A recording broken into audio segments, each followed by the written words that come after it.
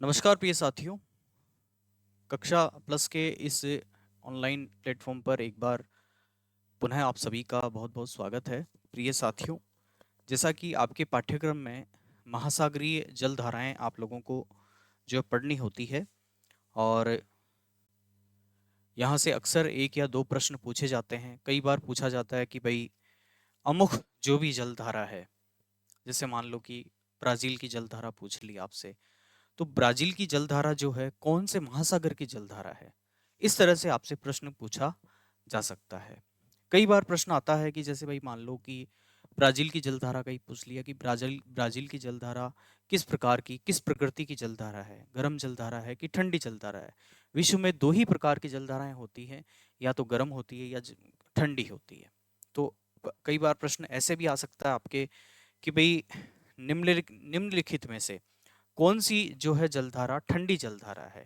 या कौन-सी जलधाराओं का जो समूह है वो ठंडी जलधाराओं का है, या कौन-सी गर्म जलधाराओं का है? तो एक तो प्रश्न ऐसे पूछा जाएगा, ठंडी या गर्म का पूछा जाएगा आपसे, और एक प्रश्न आपसे पूछा जाएगा कि कोई भी जलधारा दे देंगे और ये कौन से महासागर की जलधारा है, ये आपको बताना पड़ेगा। तो इस तरह से प्रश्न पूछा जाता है। तो आइए अपन बात करते हैं आज जो महासागरीय जलधाराएं हैं।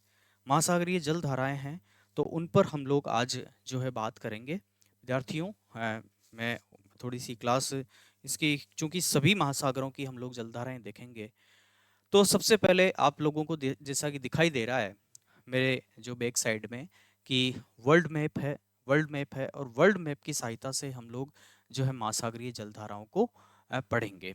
तो आइए शुरुआत करते हैं विद्यार्थियों। जैसा कि आप सभी को दिख रहा है इसमें कि ये वर्ल्ड मैप है, और ये जो मेरे पास में है, ये जो मैंने लाइन खींची है, ये है हमारे पास में इक्वेटर लाइन, इसको बोल दो आप, या विषुवत रेखा इसको बोल दो। ये विषुवत रेखा है, ध्यान रखना है। विषुवत रेखा हम जानते हैं कि 0 डिग्री पे होती है, और ये 23.5 डिग्री पे हमारे पास में जो है कर्क रेखा है, जो राजस्थान से भी गुजरती है, भारत से गुजरती है। उसके बाद हमारे पास में है नीचे जो है हमारे पास में, वो है कर्क रेखा। तो इन रेखाओं का आप लोगों को ध्यान रखना चाहिए। तो अपन बात करते हैं बच्चों।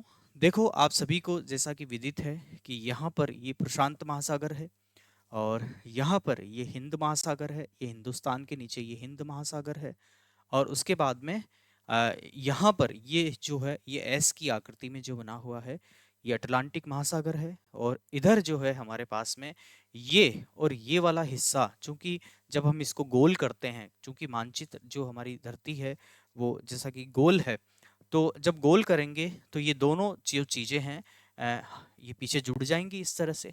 ये ध्यान रखना है अपने को। अब देखो, इसमें अपन बात करते हैं कि धरती बच्चों घूमती है ऐसे। धरती घूमेगी हमारे पास में क्लॉकवाइज, और जल धाराएं धरती के विपरीत दिशा में इस तरह से घूमेंगी, मतलब इस तरह से घूमेंगी,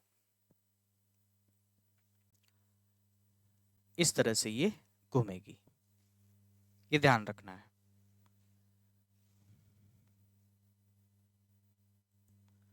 तो देखो, इसमें अपन बात करते हैं, एक छोटा सा मैंने कच्चा सा मेरे पेन से जो है मैंने एक डायग्राम बना रखा है। कोई चीज़ भूल नहीं जाऊं तो उस हिसाब से भी ये थोड़ा सा सुविधा रहेगी अपने लिए।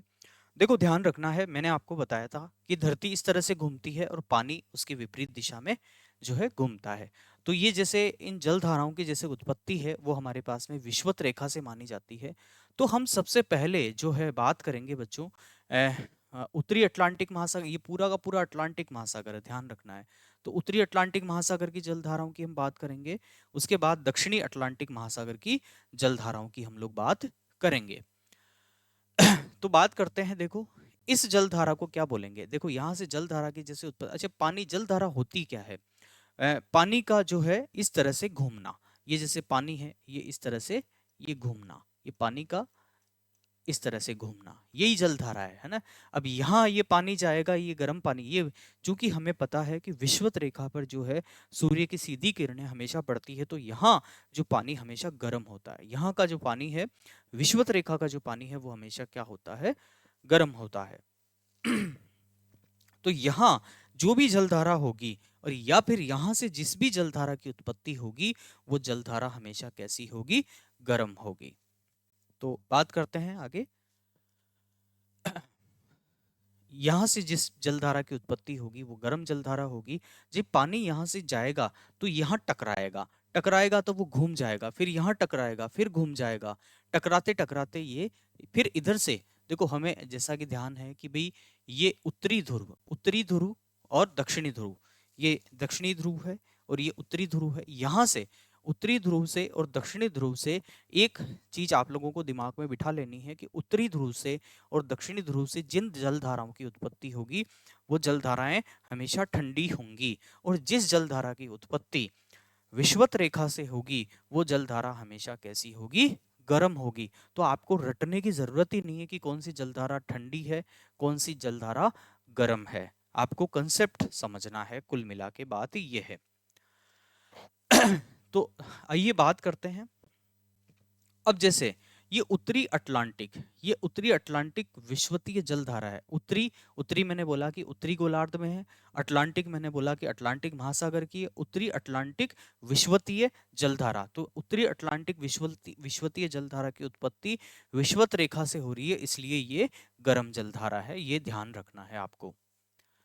आगे देखते हैं, जब ये जलधारा आगे गई तो ये क्या है, यहाँ एंटीलीज की जलधारा है। यहाँ पर कौन सी जलधारा हो जाएगी बच्चों, जैसा कि अभी मैं थोड़ा सा इसको मानचित्र को एक बार थोड़ा खाली पेज में एक बार लेता हूँ, क्योंकि यहाँ पर आप जो है नाम लिखा नहीं जाएगा।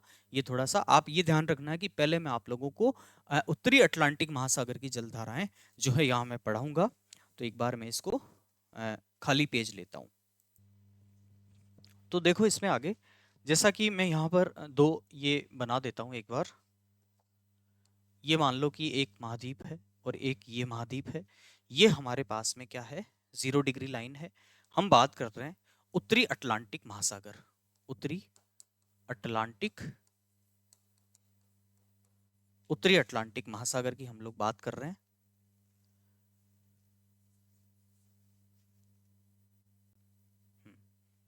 उत्तरी अटलांटिक महासागर की हम लोग बात कर रहे हैं। तो क्या होगा इसमें, जैसा कि पानी ये गया साहब, यहाँ से पानी ये गया गया यहाँ टकराएगा, तो ये टकराएगा पानी यहाँ पर, तो ऊपर घूमेगा, यहाँ से घूमेगा घूमेगा, यहाँ घूमेगा, फिर ये घूमेगा, फिर ये चक्कर काटेगा इस तरह से। तो ये ध्यान रखना है अपने को कि यहाँ पे हमारे पास में एक महाद्वीप है, हमारे पास में एक द्वीप है यहाँ पे, जैसा कि आप लोगों को इधर मानचित्र में दिखाई दे रहा है। ये यहाँ पर ये है ग्रीनलैंड, तो ग्रीनलैंड हो गया यहाँ पर, ये ध्यान रखना है। हाँ, यहाँ पर ग्रीनलैंड हो गया। यहाँ से एक जलधारा आएगी और ठंडी, तो ऊपर से आएगी तो क्या होएगी, ठंडी होएगी। फिर इधर से भी एक जलधारा आएगी, ये हमारे पास में है ग्रीनलैंड। ये द्वीप है।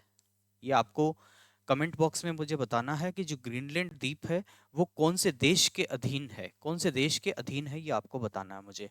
तो ये पानी का चक्कर इधर से चलेगा, तो ये अटलांटिक महासागर की हम लोग, उत्तरी अटलांटिक महासागर की जलधाराएं हम लोग देख रहे हैं। तो देखते हैं इसके अंदर। देखो सबसे पहले जब ये जाएगी तो ये है एंटीलीज की जलधारा। ये कौन सी रहेगी यहाँ पर, ये यहाँ पर जब जाएगी तो ये रहेगी एंटीलीज की जलधारा है, ये एंटीलीज की जलधारा रहेगी। जब ये आगे जाएगी थोड़ी सी ऊपर यहाँ पे, तो इसका नाम रहेगा एंटीलीज की जलधारा। उसके बाद में फिर ये जो जाएगी तो फिर है, इसका नाम हो जाएगा यहाँ पर टोबेगो। टोबेगो की जलधारा है ये, टोबेगो की जलधारा रहेगी। उसके बाद में फिर इसका नाम आगे जाके फिर जो है नाम बदल जाएगा। फिर उसके बाद में ये हो जाएगी जमैका की जलधारा। यहाँ पे इसका नाम हो जाएगा जमैका। जमैका का एक धावक भी था, आपको पता है, हुसैन बोल्ट था। तो जमैका की जलधारा हो जाएगी यहाँ पर। उसके बाद में फिर हो जाएगी यहाँ पर आगे जाती क्यूबा की जलधारा। ये यहाँ पर आगे जाती हो जाएगी क्यूबा की जलधारा। क्यूबा की जलधारा हो जाएगी। उसके बाद में फिर आगे जाके फिर जलधारा का नाम फिर चेंज हो जाएगा, फिर आगे जाके हो जाएगी ये फ्लोरिडा की जलधारा। यहीं पर है आगे ये फ्लोरिडा।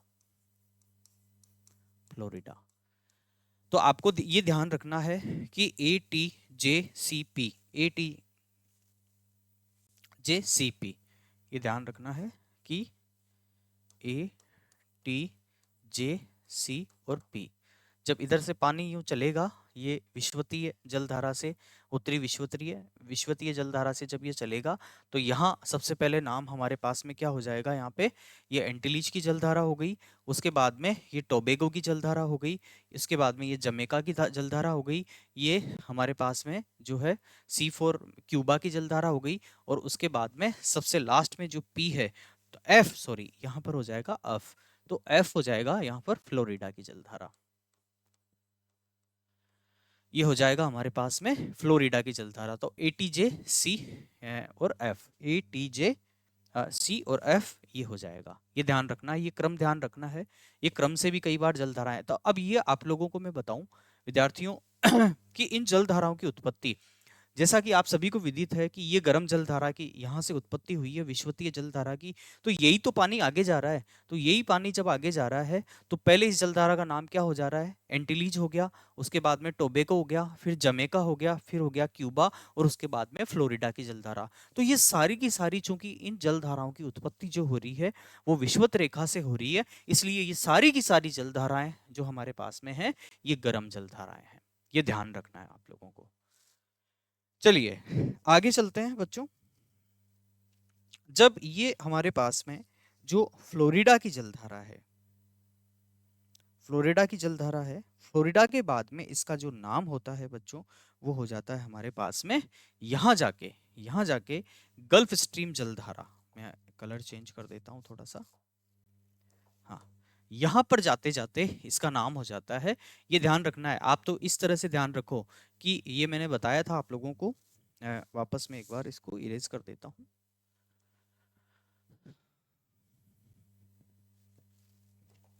है ना, इसका जो फॉर्मूला आपको ध्यान रखना है, ATJCF,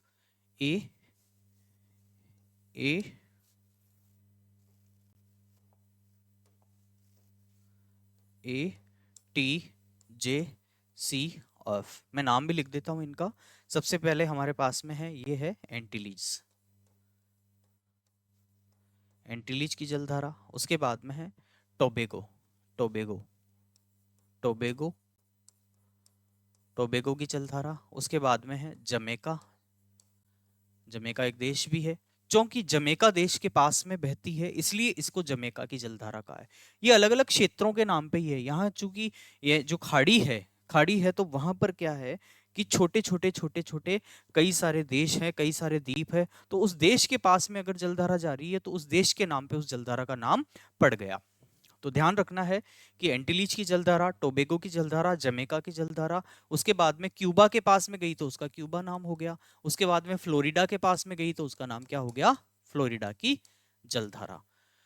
जब इतनी ये विश्वतीय जो है जलधारा है, वो सबसे पहले एंटीलीज, फिर टोबैगो, फिर जमैका, फिर क्यूबा और फिर फ्लोरिडा। तो फ्लोरिडा के बाद में इसका नाम हो जाता है बच्चों, यहां पर जो नाम हो जाता है इसका हो जाता है गल्फ स्ट्रीम की जलधारा। ये है हमारे पास में, यहाँ आते आते इसका नाम क्या हो गया, गल्फ स्ट्रीम। तो ध्यान रखना है कि अभी तक गल्फ स्ट्रीम की जो जलधारा है वो भी किस प्रकार की जलधारा है, गर्म जलधारा है। ध्यान रखना, ये पानी बहता बहता बहता बहता आगे जा रहा है। आगे बात करते हैं।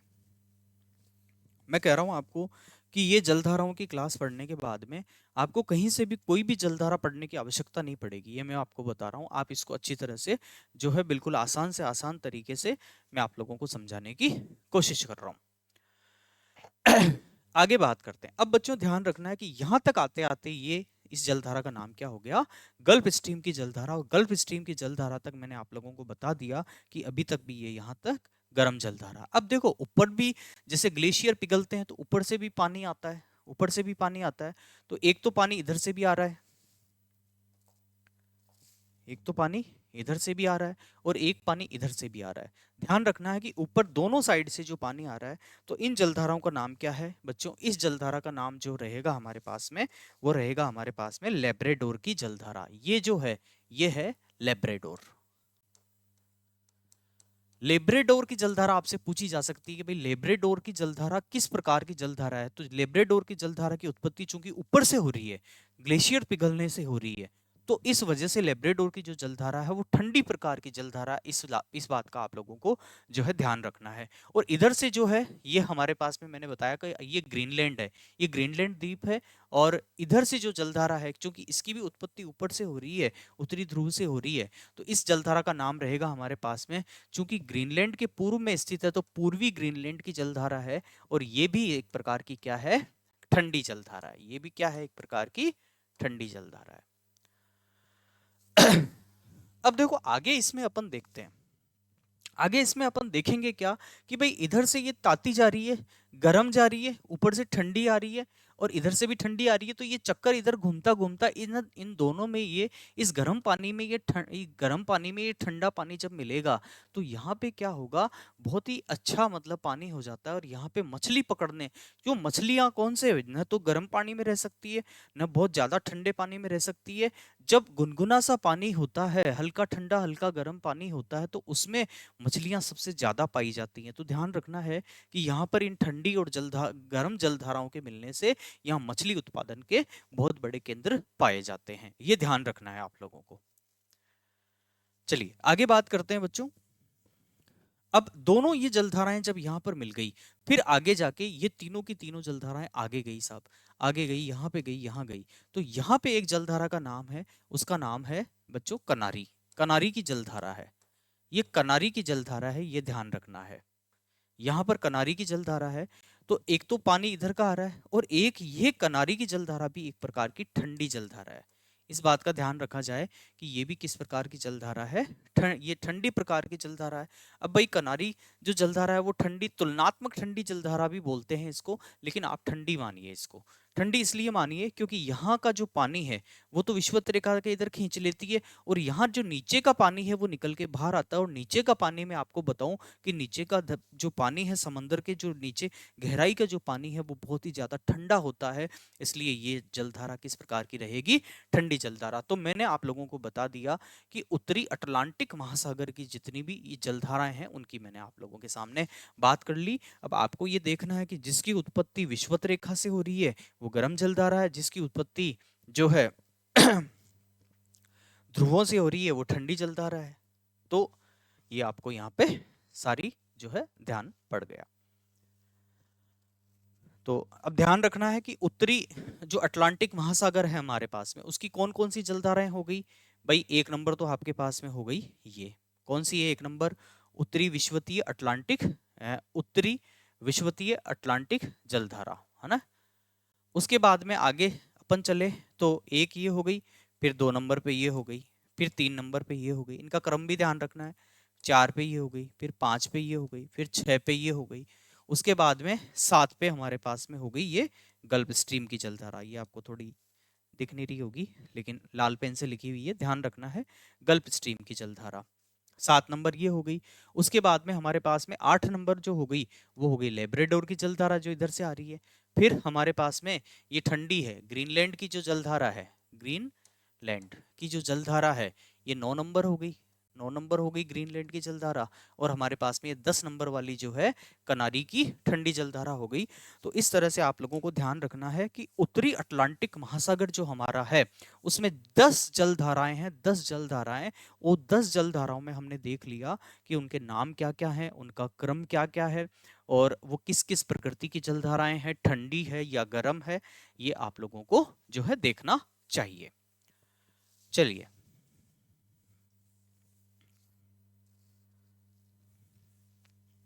आगे बात करते हैं।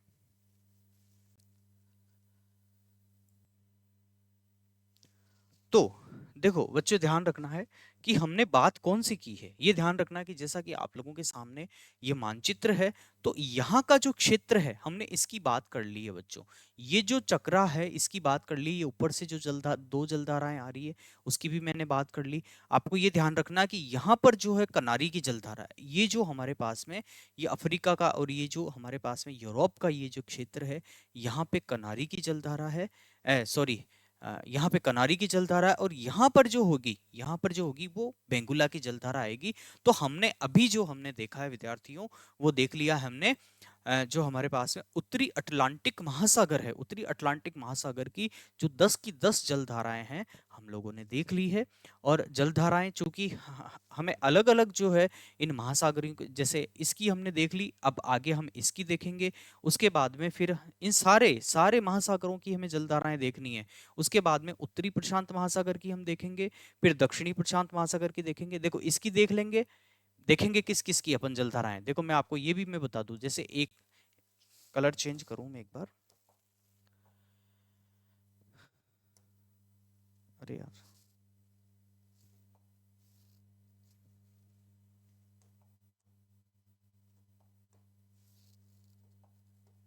हम्म, तो क्या आ गया ये?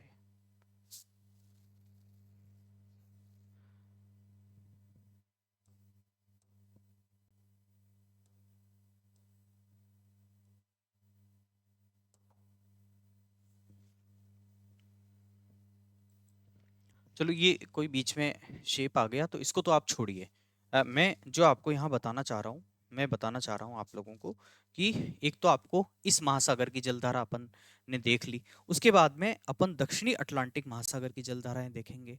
उसके बाद में हम लोग जो है अगला जो 3 नंबर है उत्तरी प्रशांत महासागर की जलधाराएं देखेंगे। फिर अपन चौथे नंबर पे जो है दक्षिणी प्रशांत महासागर की जलधाराएं देखेंगे। तो इधर भी सेम चीज है, ये भी तीसरे नंबर का ही है, और ये उत्तरी प्रशांत महासागर हो गया और ये दक्षिणी प्रशांत महासागर हो गया। उसके बाद अपन देखेंगे बच्चों जो है 4 तक हो गई। उसके बाद अपन देखेंगे हिंद महासागर की जलधाराएं देखेंगे, और उसके बाद में हमारे पास में ये जो बंगाल की खाड़ी और इधर जो भारत वाला इलाका है उसकी भी जलधाराएं हम लोग देखेंगे। इस तरह से हमें ये 6 जो हमारे पास में महासागर है उत्तरी दक्षिणी करके, इन सभी की जलधाराएं हम लोगों को देखनी है। तो अभी हमने देखी है, मैं उम्मीद करता हूं कि आप लोगों को जो है ये सारी अटलांटिक महासागर की जितनी भी जलधाराएं हैं वो आप सभी विद्यार्थियों को समझ में आई होगी। और अगली क्लास में शीघ्र ही जो है अगले महासागर की लेकर आऊंगा, और आप बने रहिए हमारी क्लास के साथ में। Thank you.